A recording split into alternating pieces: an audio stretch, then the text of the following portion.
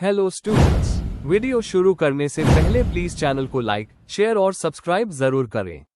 एक important information, अगर आपको इस वीडियो के नोट्स चाहिए तो डिस्क्रिप्शन बॉक्स में दिया गया डाउनलोड लिंक चेक करें।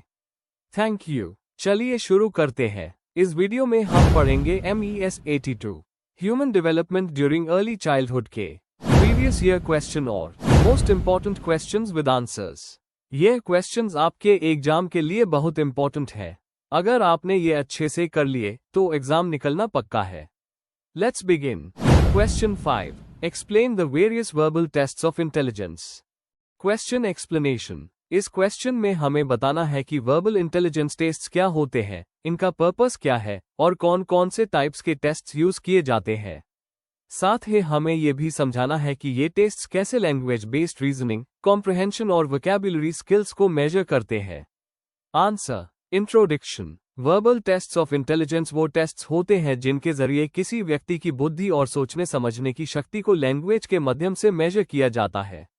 ये टेस्ट्स मेनली वर्ड्स, कॉम्प्रिहेंशन और रीजनिंग पर बेस्ड होते हैं।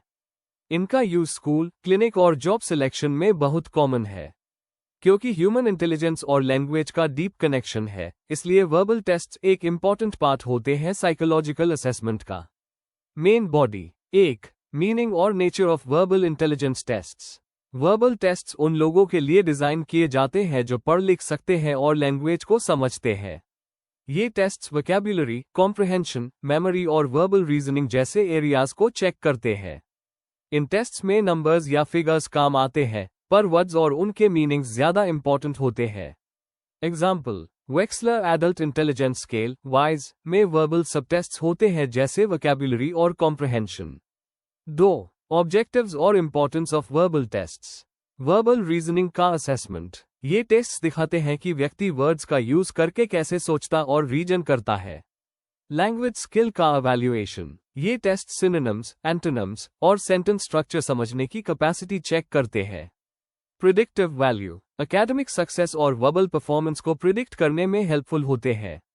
Clinical use. लर्निंग डिसेबिलिटीज और स्पीच रिलेटेड इश्यूज डिटेक्ट करने के लिए भी उस होते हैं। एग्जाम्पल, अगर कोई स्टूडेंट कॉम्प्रिहेंशन में वीक है तो टीचर उसके लिए स्पेसिफिक लैंग्वेज सपोर्ट प्लान बना सकता है। 3. Types of verbal intelligence tests. A. Vocabulary tests. इनमें वर्ड्स के मीनिंग्स बताने, सिनोनिम्स चूज करने या सेंटेंसेस कंप्लीट करने को कहा जाता है। एग्जाम्पल, वेक्सलर्स वोकैबुलरी सबटेस्ट में वर्ड मीनिंग्स एक्सप्लेन करने होते हैं। B. Comprehension tests. Reading passages देकर क्वेश्चंस पूछे जाते हैं ताकि अंडरस्टैंडिंग और रीजनिंग समझी जा सके। एग्जाम्पल, बिनेट साइमन टेस्ट में प्रोवर्ब्स एक्सप्लेन करने जैसे टास्क्स दिए जाते हैं। C. Analogies tests. Word pairs के रिलेशनशिप समझने होते हैं। Example, bird is to sky as fish is to water. ये लॉजिकल और वर्बल रीजनिंग दोनों को चेक करते हैं। D. Similarities and differences tests. दो चीजों के सिमिलैरिटीज या डिफरेंसेस बताने होते हैं। एग्जाम्पल, एप्पल और ऑरेंज में क्या सिमिलैरिटी है? ये कंसेप्चुअल थिंकिंग और जनरलाइजेशन एबिलिटी टेस्ट करते हैं। A. Sentence completion tests. इनमें हाफ सेंटेंस दिया जाता है और एग्जामिनी को उससे कंप्लीट करना होता है। Example, if I study hard I will underscore. ये थॉट प्रोसेस और इमेजिनेशन को मेजर करते हैं। F. इंफॉर्मेशन और जनरल नॉलेज टेस्ट्स। ये टेस्ट्स कॉमन फैक्ट्स और नॉलेज चेक करते हैं। Example, who is the prime minister of India? इनसे एजुकेशनल और लैंग्वेज एक्सपोजर का पता चलता है। 4. एडवांटेजेस और लिमिटेशंस। एडवांटेजेस। कंडक्ट करना इजी और स्कोरिंग सिंपल होती है। वर्बल अंडरस्टैंडिंग और रीजनिंग का क्लियर आइडिया मिलता है। एजुकेशनल गाइडेंस के लिए हेल्पफुल होते हैं। गिफ्टेड या लैंग्वेज डिसऑर्डर केसेस आइडेंटिफाई करने में यूजफुल है। लिमिटेशंस। लैंग्वेज और एजुकेशन लेवल पर डिपेंडेंट होते हैं। नॉन लिटरेट लोगों के लिए सूटेबल नहीं होते। कल्चरल और लिंग्विस्टिक बायस के चांसेस रहते हैं। कंक्लूजन। वर्बल इंटेलिजेंस टेस्ट एक इफेक्टिव टूल है जो बताते हैं कि व्यक्ति लैंग्वेज का उस करके कैसे सोचता, समझता और प्रॉब्लम सॉल्व करता है। इन टीचर और साइकोलॉजिस्ट दोनों को बच्चों और एडल्ट्स की मेंटल एबिलिटी का आइडिया मिलता है, लेकिन इनका यूज करते वक्त हमेशा लिंग्विस्टिक और कल्चरल बैकग्राउंड का ध्यान रखना चाहिए। अगर सही तरीके से उस किया जाए तो यह टेस्ट एक व्यक्ति की रियल वर्बल कैपेसिटी समझने में मदद करते हैं। If you need the notes of this video, there's a download link in the description box. Be sure to check it out. Thank you. Let's see the next question. Question 6. Discuss the common emotions of early childhood. Question explanation. इस question में हमें early childhood 2 से 6 साल तक के common emotions को explain करना है। हमें बताना है कि बच्चे इस एज में कौन से इमोशंस फील करते हैं, उनका नेचर क्या होता है और ये उनके बिहेवियर और रिलेशनशिप्स को कैसे अफेक्ट करते हैं। एग्जाम्पल और साइकोलॉजिस्ट के व्यू पॉइंट्स भी देने हैं। आंसर। इंट्रोडक्शन। अर्ली चाइल्डहुड एक ऐसी स्टेज है जहां बच्चे इमोशनल और सोशल डेवलपमेंट के फेज में होते हैं। इस दौरान उनकी फीलिंग्स ज्यादा स्ट्रांग और ओपन होती है। इमोशंस उनके ओवरऑल पर्सनालिटी डेवलपमेंट में बहुत बड़ा रोल प्ले करते हैं। साइकोलॉजिस्ट जैसे एरिक एरिक्सन और जीन पियाजे ने कहा है कि बचपन के इमोशंस ही पर्सनैलिटी और सोशल स्किल्स का बेस बनाते हैं। इन इमोशंस को समझना पेरेंट्स और टीचर्स दोनों के लिए जरूरी है। Main body. 1. Meaning and nature of emotions in early childhood. Emotions मतलब वो स्ट्रॉन्ग फीलिंग्स जो किसी सिचुएशन या एक्सपीरियंस के रिस्पॉन्स में आती है। अर्ली चाइल्डहुड में ये फीलिंग्स ज्यादा इंटेंस और शॉर्ट लिव्ड होती है। बच्चे अपने इमोशंस को वर्ड से नहीं बल्कि एक्शन से एक्सप्रेस करते हैं, जैसे रोना, चिल्लाना या हंसना। इमोशनल एक्सपीरियंसेस फिजिकल और सोशल ग्रोथ से क्लोजली कनेक्टेड होते हैं। एग्जाम्पल, अगर किसी बच्चे का टॉय छीन जाए तो वो तुरंत रो पड़ता है। यह इमोशनल इम्पल्सिवनेस का एग्जाम्पल है। 2. Common emotions observed in early childhood. A. Happiness and Joy. बच्चों में सबसे कॉमन पॉजिटिव इमोशन खुशी होती है। जब उन्हें प्यार मिलता है, गेम जीतते हैं या कुछ नया सीखते हैं तब वो हैप्पी फील करते हैं। हैप्पीनेस लर्निंग को इम्प्रूव करती है और बॉन्डिंग स्ट्रॉन्ग बनाती है। बी. Anger and frustration. जब बच्चों की डिमांड पूरी नहीं होती या उन्हें माना किया जाता है तो उन्हें गुस्सा आता है। यह एंगर छोटी देर का होता है लेकिन स्ट्रांग होता है। फ्रस्ट्रेशन तब होती है जब बच्चे कुछ करना चाहते हैं पर कर नहीं पाते। पेशेंस और अंडरस्टैंडिंग से उन्हें सेल्फ कंट्रोल सिखाया जा सकता है। सी. फियर। बच्चों को अंधेरा, अजीब आवाजें, स्ट्रेंजर्स या पेरेंट्स से दूर रहना डरता है। यह नेचुरल प्रोटेक्टिव इमोशन है। टाइम और रीअश्योरेंस के साथ ये फियर्स कम हो जाते हैं। डी. जेलसी, ईर्ष्या। जब किसी और को ज्यादा अटेंशन मिलता है, जैसे छोटे भाई बहन को, टैब जेलसी होती है। इससे बच्चे कभी कभी अग्रेसिव या अटेंशन सीकिंग हो जाते हैं। इक्वल लव और केयर से इस इमोशन को बैलेंस किया जा सकता है। ए. Curiosity and interest. बच्चे नेचर से ही क्यूरियस होते हैं, उन्हें हर चीज के बारे में जाना होता है। क्यूरियोसिटी उन्हें सीखने और एक्सप्लोर करने में मदद करती है। टीचर्स और पेरेंट्स को उन्हें एनकरेज करना चाहिए क्वेश्चंस पूछने और खेल के जरिए सीखने के लिए। एफ. Affection and love. प्यार और लगाव बच्चों के इमोशनल सिक्योरिटी के लिए जरूरी है। जब बच्चे को प्यार मिलता है, वो कॉन्फिडेंट और सिक्योर फील करता है। हग्स, स्माइल्स और शेयरिंग के थ्रू वो अपना लव एक्सप्रेस करते हैं। 3. Development and control of emotions. शुरू में बच्चे अपने इमोशंस को कंट्रोल नहीं कर पाते, लेकिन धीरे धीरे सीखते हैं। पेरेंट्स, टीचर्स और एनवायरनमेंट का रोल यहाँ बहुत इंपॉर्टेंट है। स्टोरी टेलिंग, रोल प्ले और ग्रुप गेम्स के जरिए बच्चों को इमोशन समझाए जा सकते हैं। सोशल एक्सपीरियंसेस के साथ उनकी इमोशनल मैच्योरिटी बढ़ती है। 4. Educational implications. टीचर्स को क्लासरूम में एक इमोशनल सपोर्ट सिस्टम बनाना चाहिए। नेगेटिव इमोशंस को समझना चाहिए, पनिश नहीं करना चाहिए। शेयरिंग, कोऑपरेशन और सेल्फ एक्सप्रेशन से बच्चे इमोशनली हेल्दी बनते हैं। अगर टीचर बच्चे के इमोशंस को समझ ले, तो वो उनकी लर्निंग और बिहेवियर को बेटर गाइड कर सकते हैं।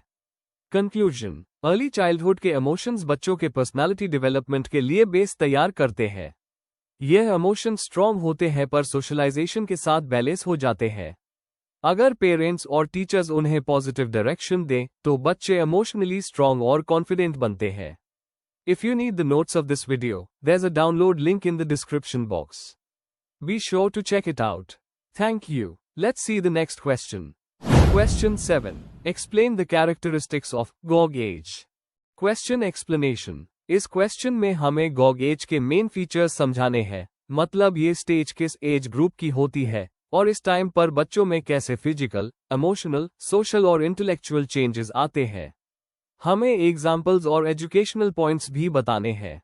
आंसर। इंट्रोडक्शन। गोग एज उन बच्चों के विकास का वो स्टेज है जो आमतौर पर 3 से 6 साल की एज के बीच होती है। इस नाम का मतलब है बच्चों के गॉग टाइप साउंड बनाना जब वो बोलना सीख रहे होते हैं। इस दौरान बच्चे बहुत एक्टिव, इमेजिनेटिव और क्यूरियस होते हैं। उनका पर्सनालिटी डेवलपमेंट और सोशल लर्निंग इसी समय से स्टार्ट होता है। जीन पियाजे और एरिक एरिक्सन जैसे साइकोलॉजिस्ट्स ने भी इस स्टेज को चाइल्ड डेवलपमेंट के लिए बहुत इंपॉर्टेंट माना है। Main body. 1. Physical characteristics. इस स्टेज में बच्चों का फिजिकल ग्रोथ तेजी से होता है, लेकिन इन्फेंसी जैसा नहीं। मोटर कोऑर्डिनेशन इंप्रूव होती है, बच्चे दौड़ते, कूदते और छोटी चीजें हैंडल करते हैं। हैंड आई कोऑर्डिनेशन और फाइन मोटर स्किल्स डेवलप होती है। आउटडोर प्ले और फिजिकल एक्टिविटीज में इंटरेस्ट बढ़ता है। बॉडी बैलेंस और पोस्चर बेटर होता है, जो उनके कॉन्फिडेंस को बढ़ता है। 2. Emotional characteristics. इस स्टेज में इमोशंस बहुत अनस्टेबल होते हैं। बच्चे एक मोमेंट में हेस्ट है और दूसरे मोमेंट में रोते हैं। लव, एंगर, जेलसी और फियर जैसे बेसिक इमोशंस क्लियरली दिखते हैं। बच्चे पेरेंट्स और टीचर्स से अफेक्शन चाहते हैं और इग्नोर होने पर हर्ट होते हैं। इमेजिनेशन के वजह से उन्हें कभी कभी अंधेरे या मॉन्स्टर्स का डर भी लगता है। इमोशनल एक्सपीरियंसेस उनके फ्यूचर पर्सनालिटी को शेप करते हैं। 3. Social characteristics. बच्चे आप फैमिली के बाहर फ्रेंड्स बनाना सीखते हैं, प्री स्कूल या प्ले ग्रुप में। शेयरिंग और कोऑपरेशन की स्किल्स डेवलप होती है, पर थोड़ा सेल्फ सेंटर्ड नेचर अभी भी होता है। वो एडल्ट्स को इमिटेट करते हैं और उनके जैसे बिहेव करने की कोशिश करते हैं। मॉरल वैल्यूज और सोशल रूल्स गेम्स और स्टोरीज के थ्रू सीखते हैं। दोस्तों के साथ रिलेशन मेनली प्ले इंटरेस्ट्स पर बेस्ड होता है। 4. इंटेलेक्चुअल और लैंग्वेज डेवलपमेंट। गोग एज को क्वेश्चनिंग एज भी कहा जाता है, क्योंकि बच्चे हर चीज का व्हाट, व्हाई और हाउ पूछते हैं। पियाजे के हिसाब से ये प्रिपरेशनल स्टेज होती है जहां थिंकिंग इमेजिनेटिव होती है, लॉजिकल नहीं। लैंग्वेज बहुत तेजी से डेवलप होती है, नए वर्ड सीखना, फुल सेंटेंसेस बोलना स्टार्ट करते हैं। राइम्स, स्टोरीज और फेरी टेल्स सुनना पसंद करते हैं जिससे इमेजिनेशन बढ़ता है। उनकी मेमोरी, अटेंशन और इमेजिनेशन प्ले के जरिए और स्ट्रांग होती है। 5. क्रिएटिव और इमेजिनेटिव कैरेक्टरिस्टिक्स। बच्चों की इमेजिनेशन इस एज में पीक पर होती है। वो अपने आप को टीचर, डॉक्टर या सुपरहीरो के रूप में सोचते हैं। प्रिटेंड प्ले, ड्राइंग और स्टोरी टेलिंग से उनका क्रिएटिव माइंड डेवलप होता है। जब टीचर्स और पेरेंट्स उन्हें फ्री एक्सप्रेशन देते हैं, तो क्रिएटिविटी और बढ़ती है। क्रिएटिविटी से उनका इमोशनल बैलेंस और थिंकिंग दोनों इंप्रूव होता है। कंक्लूजन। गोग एज बच्चों के डेवलपमेंट का एक क्रूशियल फेज है जहां से उनका इमोशनल, सोशल और इंटेलेक्चुअल बेस स्ट्रांग होता है। इस दौरान पेरेंट्स और टीचर्स का रोल सबसे इंपॉर्टेंट होता है। प्यार, गाइडेंस और पॉजिटिव लर्निंग एनवायरनमेंट बच्चों के कॉन्फिडेंस को बिल्ड करता है। इस स्टेज में दिया गया सही सपोर्ट उन्हें एक बैलेंस्ड और सक्सेसफुल इंडिविजुअल बनाता है। If you need the notes of this video, there's a download link in the description box. Be sure to check it out. Thank you. Let's see the next question. Question 8. Explain the factors affecting language development of preschool children. Question explanation. इस question में हमें बताना है कि preschool as के बच्चों में language development को कौन कौन से फैक्टर्स अफेक्ट करते हैं। हमें इंटरनल और एक्सटर्नल दोनों तरह के फैक्टर्स एक्सप्लेन करने हैं, जैसे family environment, intelligence, emotions, health और social interaction. Answer. Introduction. Language development बच्चे के ओवरऑल ग्रोथ का एक बहुत इंपॉर्टेंट हिस्सा है। इस स्टेज पर बच्चे सीखते हैं अपने विचार और भावनाएं शब्दों के जरिए एक्सप्रेस करना। प्रीस्कूल एज 3 से 6 साल में लैंग्वेज डेवलपमेंट सबसे तेजी से होता है, क्योंकि बच्चे फैमिली, टीचर्स और फ्रेंड्स के कांटेक्ट में रहते हैं। साइकोलॉजिस्ट्स जैसे पियाजे और विगोत्स्की ने कहा है कि कॉग्निटिव ग्रोथ और सोशल इंटरैक्शन दोनों ही लैंग्वेज सीखने के लिए जरूरी है। इसीलिए इन फैक्टर्स को समझना एजुकेटर्स और पेरेंट्स दोनों के लिए बहुत इंपॉर्टेंट है। Main body. 1. फैमिली एनवायरनमेंट और स्टिम्युलेशन। फैमिली बच्चे की फर्स्ट स्कूल होती है जहां से वो लैंग्वेज सीखता है। पेरेंट्स के बोलने का तरीका, उनका डेली कॉन्वर्सेशन और स्टोरी टेलिंग बच्चों के वर्ड्स और ग्रामर इंप्रूव करते हैं। जितनी ज्यादा फैमिली इंटरैक्शन होती है, यूटीएनआई फास्ट लैंग्वेज डेवलपमेंट होती है। एग्जाम्पल के तौर पर, जिन पेरेंट्स ने रेगुलरली बच्चों को स्टोरीज पढ़ी होती है, उनका वोकैबुलरी और प्रोनंसिएशन दोनों बेटर होता है। 2. सोशियो इकोनॉमिक और कल्चरल फैक्टर्स। फैमिली का socio economic status language learning को डायरेक्टली इफेक्ट करता है। एजुकेटेड फैमिलीज में बच्चों को बुक्स और लर्निंग मटेरियल मिलते हैं, जिससे उनका एक्सपोजर बढ़ता है।